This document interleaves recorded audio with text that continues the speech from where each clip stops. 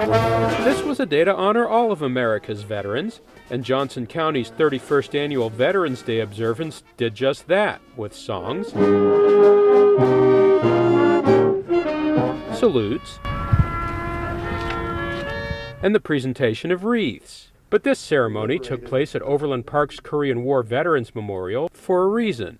This was also a day to pay special tribute to Korean War veterans. They fought on land, on hills and gullies, and from ridges named Heartbreak, Bloody, Pork Chop, and Old Baldy. They also fought from the air and from the sea so that an entire country might be free. An estimated 400 people gathered here to pay tribute to these men's sacrifice. About 4 years ago, the South Korean government began awarding Ambassador for Peace medals to Americans who served in the Korean War. But it wasn't able to locate everyone who should have received a medal. Johnson County government staff stepped in this year and found 32 men from the Kansas City region who still hadn't received their medals.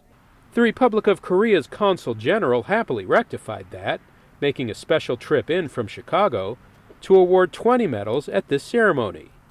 The other 12 were sent to the honorees who couldn't make it. It was an expression of gratitude from the Korean people. Dean Kling knows all about Korean gratitude.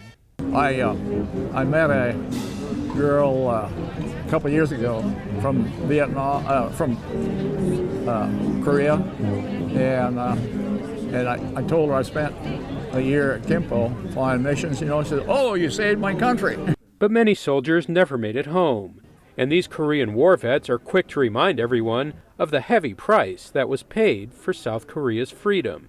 Percentage-wise, there was more fatalities and wounded and killed in Korea percentage-wise than there was in Vietnam.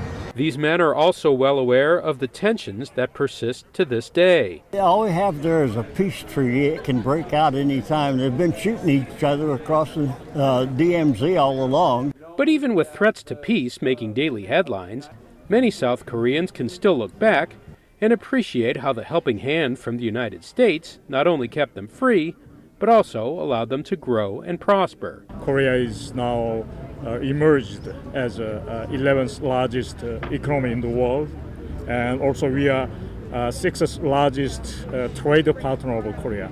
All such achievement we certainly greatly indebted to those veterans.